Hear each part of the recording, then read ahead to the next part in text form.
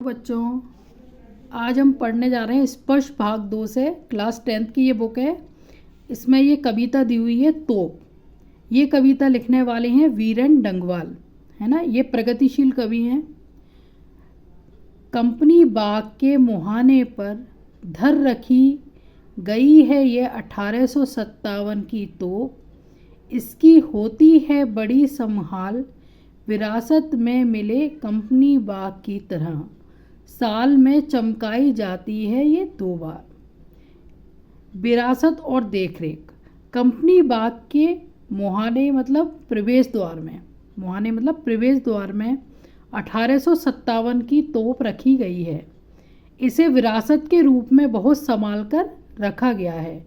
जो हमारी विरासत को, जैसे हम अपनी पीढ़ी दर पीढ़ी कोई विरासत को संभाल के रखते हैं, इसको भी, तोप को भी ऐसे ही संभाल के रखा जाता है। और साल में 2 बार 15 अगस्त और 26 जनवरी को इसे चमकाकर, मतलब चमकाई जाती है। मतलब 2 बार वर्ष में, मतलब 26 जनवरी और 15 अगस्त को ये चमका के साफ करी जाती है।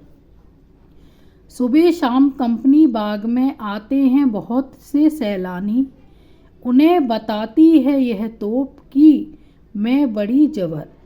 उड़ा दिए थे मैंने अच्छे अच्छे सूरमाओं के धज्जे अपने ज़माने में। अब ये तोप, मतलब तोप को एकदम मानवीकरण करके बताया गया है।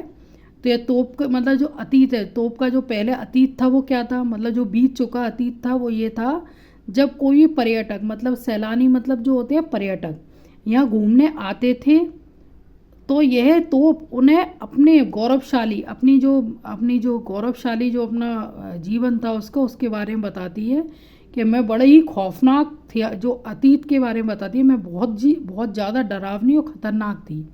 वह कहती है कि ज़माने में बहुत ताकतवर, जो ज़माने में बहुत ताकतवर सूरमा मतलब बहुत ताकतवर जो लोग हुए थे, ताकतवर ज़माने में जो लोग पैदा हुए थे पहले, मैंने कई बड़े बड़ों के शूरवीरों को मौत के घाट उतार दिया है। मतलब वो तोप अपनी तारीफ़ कर रही है कि जो ज़माने में जो अपने आप को सूरमा कहते थे, बहुत ताकतवर, सूरमा मतलब बहुत ताकतवर कहते थे, उनके मैंने धज्जे उड़ा दिए हैं, उनको मैंने मौत के घाट उतार दिया है।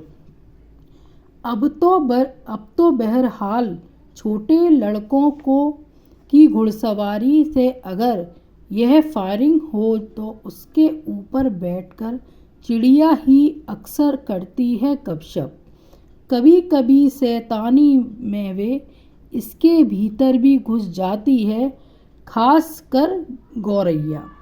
अब क्या, अतीत तो इसका इतना था, इतना अच्छा था तोप का, कि बड़े बड़े सूरमा, बड़े बड़े जो ताकतवर लोग हुए वो डर के मारे, मतलब उसने, तोप ने इनको मौत के घाट उतार दिया, बड़े बड़े सूरमाओं को, बड़े बड़े ताकतवर लोगों को। अब उस तोप का फ़िलहाल में जो अभी प्रेजेंट में जो जीवन है वो क्या है, तोप का जीवन ये है कि वर्तमान में उसकी स्थिति क्या है। मतलब पहले ये स्थिति थी अतीत में, अब वर्तमान में उसकी ये स्थिति है। समय बदल चुका है, अब वही शक्तिशाली तोप शांत पड़ी है, चुपचाप पड़ी है, कोई, मतलब उसके जीवन में कोई वो नहीं है। अब इस पर छोटे बच्चे क्या करते हैं, घुड़सवारी, मतलब छोटे बच्चे उस पर बैठ जाते हैं, तोप पर बैठकर उस पर घुड़सवारी करने लगते हैं। और जब वे खाली होती है तो उसमें चुड़िया, खासकर गौरैया जो चुड़िया होती है ना, वो वाली चुड़िया उसमें घुसकर चिड़िया गपशप करती है, मतलब आवाज़ करती है, चू चू करके बैठ के बातें करती है। कभी तो वह शरारती चिड़िया इसके मुंह के अंदर तक घुस जाया करती है, इसके अंदर भीतर, मतलब इसके अंदर घुस जाती है, खास करके गौरैया चिड़िया। वे बताते हैं कि दरअसल कितनी भी बड़ी ही तोप एक दिन तो होना ही है उसका मुंह बंद। चाहे वो कितना ही बड़ा सूरमा हो, चाहे वो कितना ही बड़ा ताकतवर व्यक्ति हो, लेकिन उसका एक बार मुंह एंड में बंद होता है। मतलब आप हमेशा के लिए शक्तिशाली नहीं हो, चाहे वो तोप इतनी शक्तिशाली है, लेकिन उसका भी अब उसका जीवन में जो वर्तमान है उसका ये रह गया है और अतीत उसका ये था। तो कितना भी शक्तिशाली व्यक्ति हो, उसका अतीत, मतलब एंड में एक बार तो फिर मुंह बंद हो ही जाता है। तो इस कविता में जो हमारे वीरेन डंगवाल जी हैं, उन्होंने ये संदेश दिया है कि अंत में कभी एक बहुत बड़ी सीख देते हैं। मतलब एक जो कवि हैं हमारे वीरेन डंगवाल, बहुत बड़ी सीख दे के गए हैं कि कि चाहे कोई कितना भी शक्तिशाली क्यों ना हो, एक ना एक दिन उसका अंत होना निश्चित ही है। जिस तोप में कभी पूरी दुनिया से जो तोप है, पूरी दुनिया उससे काँपा करती थी, आज वह उसमें क्या हो रहा है, चिड़िया मतलब चीं चीं कर रही हैं, अंदर उसके घुसती है।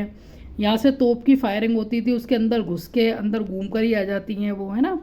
और मैदान मतलब चिड़ियों का जो खेल का मैदान टाइप का वो तोप बन गई है और बच्चे उस पर खेलते हैं। तो यह प्रतीत है कि अत्याचार और अहंकार का अंत होना निश्चित है, बिल्कुल 100%।